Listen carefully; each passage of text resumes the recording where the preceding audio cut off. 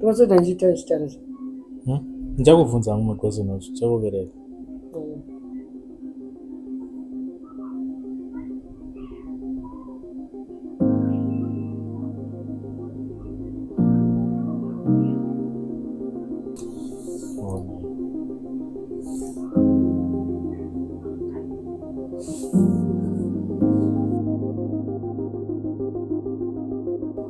Was there anything you wish you had said or done before she passed away? So I don't know if I can proudly say this, but I will live to regret.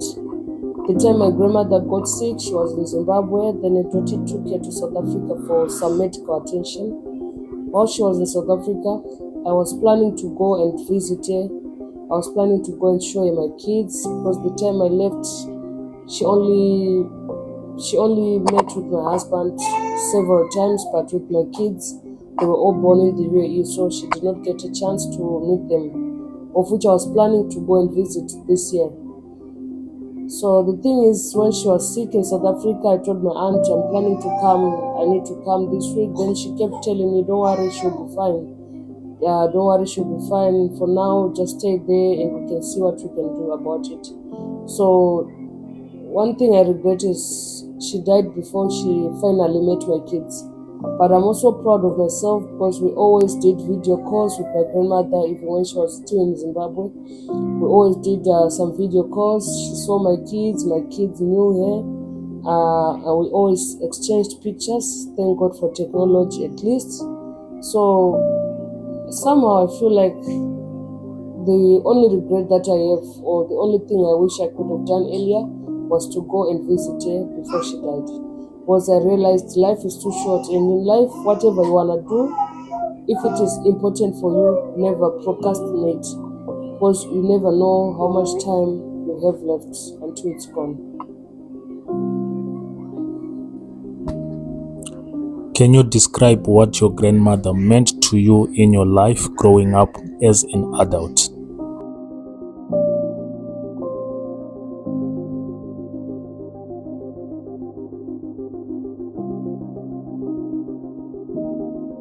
She was more like a mother, because my biological mother died when I was like 12 years a day. My mother died a day before I turned 12. That was a day before my birthday. So my grandmother, to me, she was more like a mother, I can say. She was someone I could run to in case I need something, or in case I need some advice or anything to do with life. She was someone I could talk to freely and openly. And also the thing about my grandmother is that she had so much love in her. She had so much love. She was full of love. Instead of us taking care of our grandmother, or me taking care of my grandmother, she usually took care of me and my family most of the time. Like my grandmother, she used to send things from home, anything that I wanted from home, anything from Zimbabwe that I wanted, whether it's ubwezhiyo, whether it's mufushwa, whether it's munzungu, peanut butter, chimukuyu, whatever I wanted. She would make sure that she packaged it well. She sends it to Harare, to my aunt. Then my aunt would find someone, or I'd find someone coming this side, and my package would come. And also she was like someone I could talk to if I need something like prayers or guidelines, or going through some things in life. I could tell her this is what is happening. Then she would also encourage me, she would motivate me, she would pray for me, she would wish me well. The other thing about my grandmother is she was my top fan. I usually liked to post some videos of me dancing. Then she would always say, I enjoy those videos, send more. So every now and then I used to send her videos of myself dancing. Even 2 days before she died, I spoke with her. Then she was telling me, send me one more video while you are dancing. I want to see you dancing. Even when she was sick, she always played my videos. She always watched my videos dancing.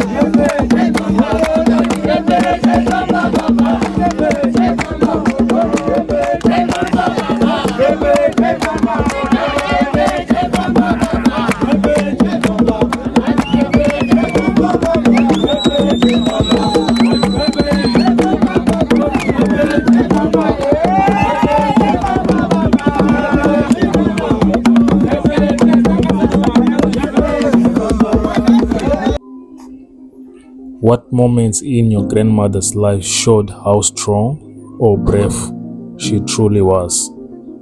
When I was visiting my grandmother the other time, that was back then, I think around 2013, no, around 2014, I took the bus from Harare to Chirasauta, Chifu area where my grandmother was living. So when the bus reached another place called Sengwe, or Kunonzwa Sengwe, the bus broke down and it was already night time. So instead of me going home that night, there was no transport. You know Zimbabwe how it is. So I had to sleep by the shops with other people. Then I informed my grandmother that the bus broke down. It was like around 60 kilometers or 65 kilometers between that range. So the bus got stuck. I called my grandmother in the evening. She said, just sleep with others by the shops. I will come and get you. So that night I had the people at home were saying my grandmother did not sleep. She was worried, like, you guys, you are sleeping. How do you find sleep when my granddaughter is stuck there out of nowhere? So early morning, I think around 5 a.m., I think she never slept that night. Around 5 a.m., 6 a.m., she reached where I was by the shops. She said, I came to take you home. So imagine she walked to come and get me. It's not like we did not have money for the bus and stuff, but she just said the bus that was going to bring you was going to come from Harare, which was going to take again hours for me waiting for the bus. So she came, we took a walk. I don't know if I can say it a walk or whatever it is. We walked again back home. So it's like she walked double the distance. But she came to take me. Then we went home together. Along the way, I was feeling so hungry. We opened some of the groceries that I had carried for her. Thank God I did not have a lot of luggage with me. So we opened, I think we opened one pot of fresh milk. Then I drank it for some energy. Then we managed to reach home. So that was my grandmother for you. She was a strong woman who sacrificed a lot for us, who sacrificed a lot for her grandkids, who sacrificed a lot for her family, for her kids, whoever was around her. She was a woman of sacrifice.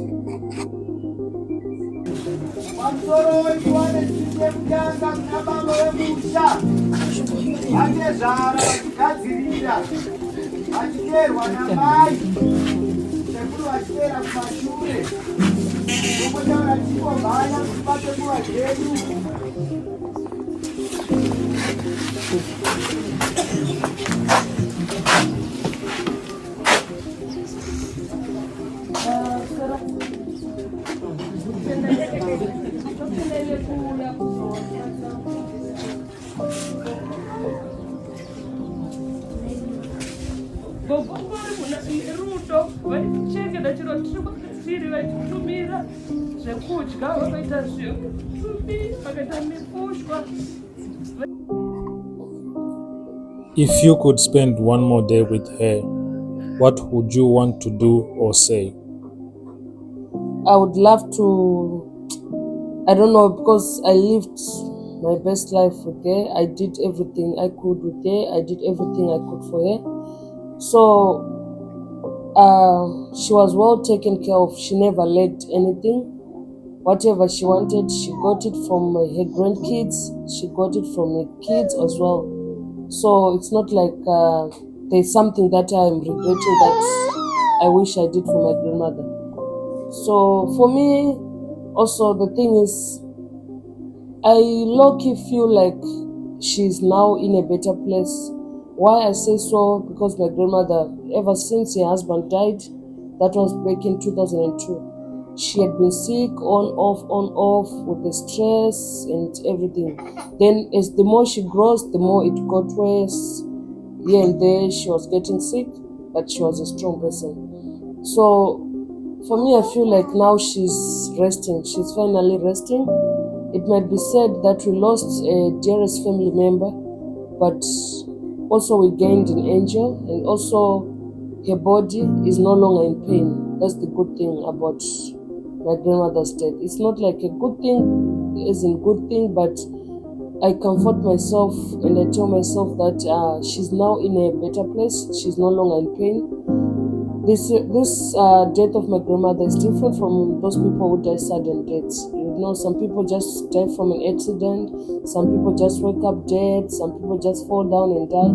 But for my grandmother, she was sick, and maybe God did it that way to prepare our minds. Like during the last days, we were already like finding comfort in the Lord, that Lord, whatever you want to do, this is your person, you created here, you know what is best, you know what to do. So we were like kind of prepared. We cannot say prepared because we cannot prepare for death, but like it's somehow comforting or it's somehow consoling that she had been sick for some time and she was in pain for some time, and now your body is no longer in pain and she's resting. Only sad thing is that we are going to miss her a lot, and we are going to miss all the treats. Like sometimes I would ask her, I want mufushwa. For some of you who don't know, mufushwa is like dried vegetables. I would tell her I want chimkuyu, that is dried meat. You will not get the parcel or you will not get the package as it is. She always said to send something extra. It's either she'll add some organic peanut butter, it's either she'll add some peanuts, it's either she'll add some round nuts. She always went extra. She always went an extra mile to take care of people. I don't know if I answered that right, but at this moment, or maybe I need time to properly answer that one, but at this moment I don't feel like there's something I could have done better if I was given another day with her, because everything that I've done for her during her time with us here on earth, I did it with all my heart and I did my best for my grandmother.